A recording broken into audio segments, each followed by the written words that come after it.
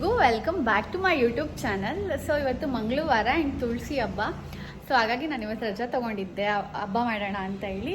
ನನಗೆ ಕಳೆದ 3 ವರ್ಷದಿಂದ ನಾನು ಈ ಹಬ್ಬ ಮಾಡ್ತೀನಿ. ನಂಗೆ ತುಂಬ ಇಷ್ಟ ಆಗುತ್ತೆ ತುಳಸಿ ಹಬ್ಬ ಅಂದರೆ. ಸೊ ತುಳಸಿ ಹಬ್ಬ ಏನಕ್ಕೆ ಮಾಡ್ತಾರೆ ಏನು ಅಂತ ಹಾಗೆ ನಾನು ಈ ಒಂದು ಬ್ಲಾಗಲ್ಲೂ ಕೂಡ ಹೇಳ್ತೀನಿ, ಏನಕ್ಕೆ ಮಾಡೋದು, ಯಾಕೆ ಸೆಲೆಬ್ರೇಟ್ ಮಾಡ್ತಿದ್ದೀನಿ ಅಂತ. ಆ್ಯಂಡ್ ಬೆಳಿಗ್ಗೆನೇ ಹೋಗ್ಬಿಟ್ಟು ಏನೇನು ಬೇಕು ಎಲ್ಲ ತೊಗೊಂಡು ಬಂದಿದ್ದೀನಿ.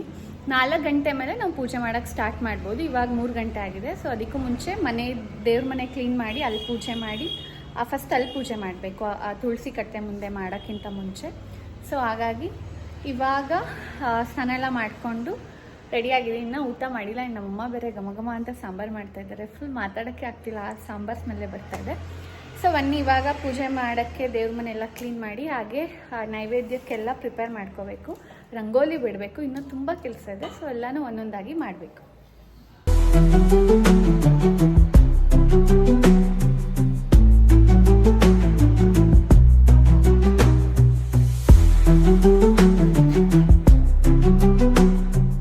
ನಮ್ಮ ಒಂದು ಹಿಂದೂ ಸಂಪ್ರದಾಯದ ಪ್ರಕಾರ ಕಾರ್ತಿಕ ಮಾಸದಲ್ಲಿ ಬರುವಂಥ ಶುಕ್ಲ ಪಕ್ಷ ಮತ್ತು ಶುದ್ಧ ದ್ವಾದಶಿಯಂದು ನಾವು ತುಳಸಿ ಹಬ್ಬನ ಆಚರಿಸ್ತೀವಿ. ಈ ತುಳಸಿ ಹಬ್ಬ ಮಾಡೋದ್ರಿಂದ ಅದರದೇ ಆದಂಥ ಒಂದು ಕತೆ ಇದೆ. ಯೂಶಲಿ ಎಲ್ಲರ ಮನೆಯಲ್ಲೂ ತುಳಸಿ ಗಿಡ ಇರುತ್ತೆ ಆ್ಯಂಡ್ ಪ್ರತಿನಿತ್ಯ ಎಲ್ಲರೂ ಅದಕ್ಕೆ ನಾವು ಪೂಜೆ ಮಾಡ್ತೀವಿ. ಸೊ ಈ ಹಬ್ಬನ ನಾವು ತುಳಸಿ ಹಬ್ಬ ಆಗಿರ್ಬೋದು ಅಥವಾ ಉತ್ಥಾನ ದ್ವಾದಶಿ ಅಥವಾ ತುಳಸಿ ಆಯನ ಅಂತೇಳಿ ಕೂಡ ಕರಿತೀವಿ. ತುಳಸಿ ಬಂದು ವಿಷ್ಣುವಿಗೆ ತುಂಬ ಪ್ರಿಯವಾದಂಥದ್ದು. ನಾವು ನೋಡಿರ್ತೀವಿ ಯಾವುದೇ ದೇವಸ್ಥಾನದಲ್ಲಿ ಅಥವಾ ನಾವು ಮನೆಗಳಲ್ಲಿ ನೈವೇದ್ಯ ಮಾಡಿದ್ರೆ ಅದ್ರ ಮೇಲೆ ಒಂದೆರಡು ತುಳಸಿ ದಳನ ಇಟ್ಟೆ ನಾವು ದೇವರಿಗೆ ಅರ್ಪಿಸೋದು. ಯಾಕೆಂದರೆ ಆವಾಗಲೇ ಅದು ದೇವರಿಗೆ ಸಲ್ಲುತ್ತೆ ಅನ್ನೋದು ಒಂದು ನಂಬಿಕೆ. ಈ ಹಬ್ಬ ಹೇಗೆ ಸೆಲೆಬ್ರೇಟ್ ಮಾಡ್ತಾರೆ ಅಂತಂದರೆ ತುಳಸಿ ಕಟ್ಟೆ ಆಗಿರ್ಬೋದು ಅಥವಾ ತುಳಸಿ ಗಿಡನ ತುಂಬ ಚೆನ್ನಾಗಿ ಅಲಂಕಾರ ಮಾಡಿರ್ತಾರೆ. ಆ್ಯಂಡ್ ನಲ್ಲಿಕಾಯಿ, ಬೆಟ್ಟದ ನಲ್ಲಿಕಾಯಿ ಅಥವಾ ಕೃಷ್ಣಂದು ಮೂರ್ತಿ ಇಟ್ಟಿರ್ತಾರೆ ವಿಷ್ಣುವಿನ ಪ್ರತೀತಿಯಾಗಿ. ದೀಪಗಳನ್ನ ಹಚ್ಚಿರ್ತಾರೆ. ಅದು ನಲ್ಲಿಕಾಯಿ ದೀಪ ಆಗಿರ್ಬೋದು ಅಥವಾ ನಿಂಬೆಹಣ್ಣಿನ ದೀಪ ಆಗಿರ್ಬೋದು. ಸೊ ಇವಾಗ ಈ ತುಳಸಿ ಹಬ್ಬದ ಹಿಂದೆ ಇರೋ ಕತೆ ಬಗ್ಗೆ ಮಾತಾಡೋಂಗಿದ್ರೆ, ನಮ್ಮ ಒಂದು ಪದ್ಮ ಪುರಾಣದಲ್ಲಿ ಹೇಳಿರುವ ಪ್ರಕಾರ ತುಳಸಿ ತನ್ನ ಹಿಂದಿನ ಜನ್ಮದಲ್ಲಿ ವೃಂದ ಅನ್ನೋ ಒಂದು ಹೆಣ್ಮಗಳಾಗಿ ಹುಟ್ಟಿರ್ತಾರೆ. ಆ ವೃಂದಾಗೆ ಜಲಂಧರ ಅನ್ನೋ ಒಂದು ರಾಕ್ಷಸನ ಜೊತೆ ಮದುವೆ ಆಗಿರುತ್ತೆ. ಜಲಂಧರ ಬಂದು ಅಂದರೆ ನೀರಲ್ಲಿ ಜನ್ಮ ತಾಳಿದವನು ಅಂತ ಹೇಳಿ. ಸೊ ವೃಂದ ಬಂದು ಪರಮ ವಿಷ್ಣುವಿನ ಭಕ್ತಿ ಆಗಿರ್ತಾಳೆ. ಮತ್ತು ಒಂದು ಪೂಜೆ ಪುನಸ್ಕಾರದಲ್ಲಿ ಆಕೆಗೆ ತುಂಬ ಪ್ರೀತಿ ಆ್ಯಂಡ್ ತುಂಬ ಇಷ್ಟಪಟ್ಟು ಮಾಡ್ತಿರ್ತಾರೆ. ಸೊ ಇದೇ ಒಂದು ಜಲಂಧರನಿಗೆ ಒಂದು ಸ್ಟ್ರೆಂತ್ ಆಗಿರುತ್ತೆ. ಈ ಥರ ಪತ್ನಿದು ದೈವ ಭಕ್ತಿನೇ ಅವನ್ನ ಕಾಪಾಡ್ತಾ ಇರುತ್ತೆ. ಈ ರೀತಿ ಇರಬೇಕಾದ್ರೆ ಜಲಂಧರ ದೇವತೆ ಮೇಲೇ ಯುದ್ಧ ಮಾಡಬೇಕು ಅಂತ ದೇವಲೋಕಕ್ಕೆ ಹೋಗ್ತಿರ್ಬೇಕಾದ್ರೆ ತನ್ನ ಪತ್ನಿಯಾದಂಥ ವೃಂದಾಳ ಹತ್ರ ಒಂದು ಪ್ರಮಾಣನ ತಗೋತಾರೆ. ಏನಂತಂದರೆ ತಾನು ಯುದ್ಧ ಮುಗಿಸಿ ಬರೋವರೆಗೂ ವೃಂದ ಪೂಜೆನ ಎಲ್ಲೂ ಸ್ಟಾಪ್ ಮಾಡ್ದಿರ ಪೂಜೆ ಮಾಡ್ತಾನೆ ಇರಬೇಕು ಅಂತ. ಬೇಗ ಸ್ಯಾರಿ ಹಾಕ್ಕೊಂಡಿದ್ದೀನಿ. ಆ್ಯಂಡ್ ಇದು ಬಂದು ನಮ್ಮೊಂದು ಎಂಗೇಜ್ಮೆಂಟ್ ಸ್ಯಾರಿ. ಅದಕ್ಕೆ ನಂದು ಒಂದು ಕ್ರಾಪ್ ಟಾಪ್ದು ಬ್ಲೌಸ್ ಇತ್ತು, ಅದನ್ನು ಮ್ಯಾಚ್ ಮಾಡಿದ್ದೀನಿ. ಸೊ ಇವಾಗ ಬೇಗ ಮೇಕಪ್ ಮಾಡ್ಕೋಬೇಕು. ಸಿಂಪಲಾಗಿ ಮಾಡ್ಕೊತೀನಿ, ಏನು ಜಾಸ್ತಿ ಎಲ್ಲ ಏನು ಹಚ್ಕೊಳ್ಳಲ್ಲ. ಜಸ್ಟು ಫೌಂಡೇಶನ್ ಮತ್ತು ಲಿಪ್ಸ್ಟಿಕ್ ಆ್ಯಂಡ್ ಒಂದು ಸ್ವಲ್ಪ ಐ ಮೇಕಪ್ ಮಾಡ್ಕೊಳ್ಳೋಣ ಅಂದ್ಕೊಂಡಿದ್ದೀನಿ. ನೋಡೋಣ ಟೈಮ್ ಇದ್ದರೆ.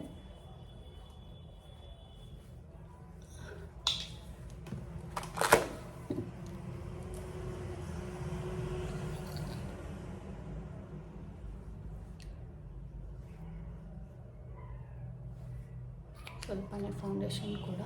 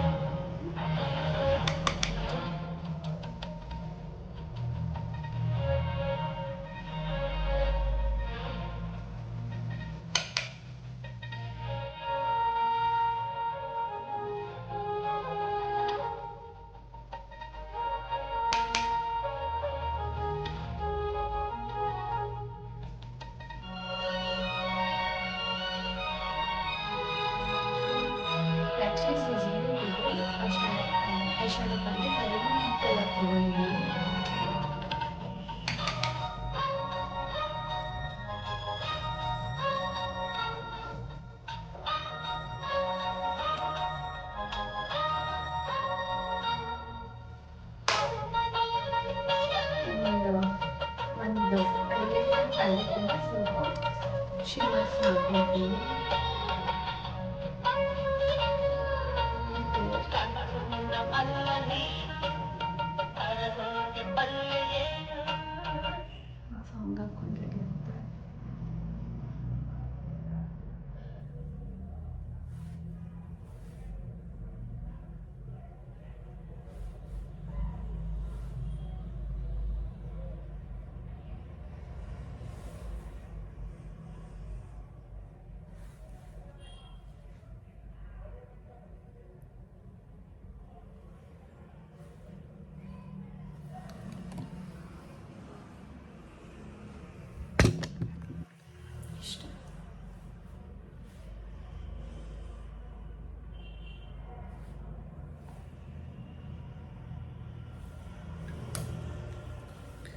ಇಷ್ಟೇ, ಇನ್ನೇನು ಜಾಸ್ತಿ ಮಾಡಲ್ಲ.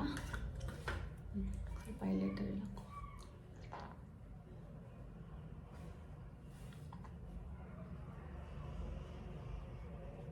ಇಷ್ಟು ಕಾಜಲ್ ಹಾಕೋತೀನಿ.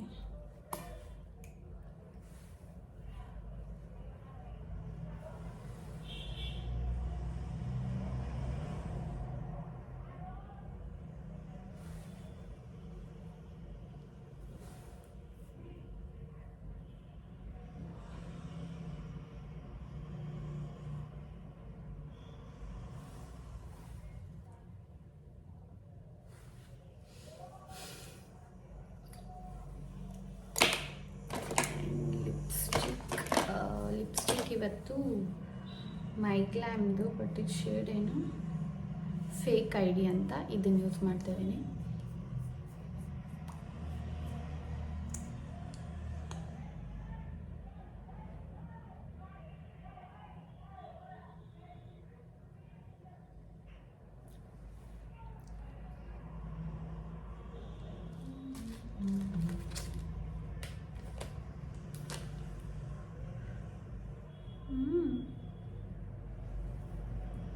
ಸೊ ಈ ಕಡೆ ವೃಂದ ತನ್ನ ಪತಿಗೆ ಲೈಕ್ ಪ್ರಮಾಣ ಮಾಡಿದ್ದೀನಿ ಅಂತ ಒಂದು ಪತಿನಿಷ್ಠೆ ಸಂಕಲ್ಪನ ತಗೊಂಡು ಪೂಜೆನ ಮಾಡ್ತಿರ್ತಾರೆ. ಅಲ್ಲಿ ಜಲಂಧರ ದೇವತೆಗಳ ಮೇಲೆ ಯುದ್ಧ ಮಾಡ್ತಿರ್ತಾರೆ. ಸೊ ಇದನ್ನ ಇಲ್ಲಿ ಎಷ್ಟು ಪೂಜೆ ನಡೀತಿರುತ್ತೆ ಅಲ್ಲಿ ಆತನ ಶಕ್ತಿ ಅಷ್ಟೇ ಜಾಸ್ತಿ ಆಗ್ತಿರುತ್ತೆ. ಸೊ ಇದನ್ನೆಲ್ಲ ನೋಡಿದಂಥ ದೇವತೆಗಳೆಲ್ಲ ಹೋಗಿ ವಿಷ್ಣು ಹತ್ರ ಹೇಳ್ಕೊತಾರೆ ಇದ್ರ ಬಗ್ಗೆ. ಆಗ ವಿಷ್ಣು ಏನು ಮಾಡ್ತಾನೆ, ಜಲಂಧರನ ಮಾರುವೇಷ ಹಾಕ್ಕೊಂಡು ವೃಂದಾಳ ಬಳಿ ಬರ್ತಾರೆ. ಸೊ ವೃಂದ ಏನು ಅನ್ಕೋತಾಳೆ, ತನ್ನ ಗಂಡ ಲೈಕ್ ಯುದ್ಧನ ಮಾಡಿ ಬಂದಿದ್ದಾನೆ ಅಂತ ಹೇಳಿ ಹೋಗ್ಬಿಟ್ಟು ಪಾದನ ಮುಟ್ತಾರೆ. ಮುಟ್ಟಿದ ತಕ್ಷಣ ಅಲ್ಲಿಗೆ ಆಕೆಯ ಪತಿನಿಷ್ಠ ಸಂಕಲ್ಪ ಮುರಿದು ಬೀಳುತ್ತೆ. ಇಲ್ಲಿ ಈ ಕಡೆ ದೇವಲೋಕದಲ್ಲಿ ಯುದ್ಧ ಮಾಡ್ತಿದ್ದಂಥ ಜಲಂಧರನ ಶಕ್ತಿ ಕೂಡ ಕಮ್ಮಿ ಆಗ್ತಾ ಬರ್ತಿರುತ್ತೆ.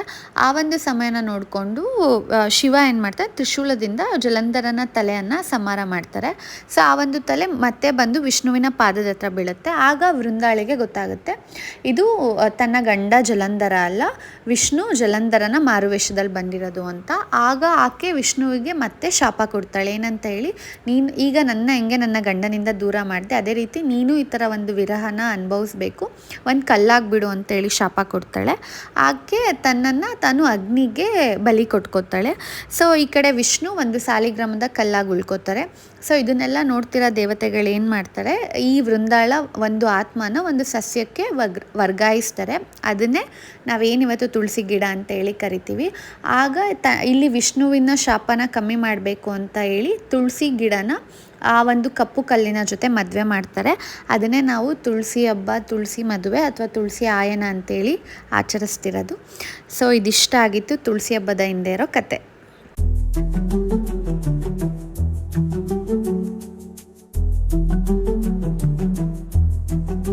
ಮುಗೀತು ಆ್ಯಂಡ್ ತುಂಬ ಚೆನ್ನಾಗಾಯಿತು ಈ ವರ್ಷ.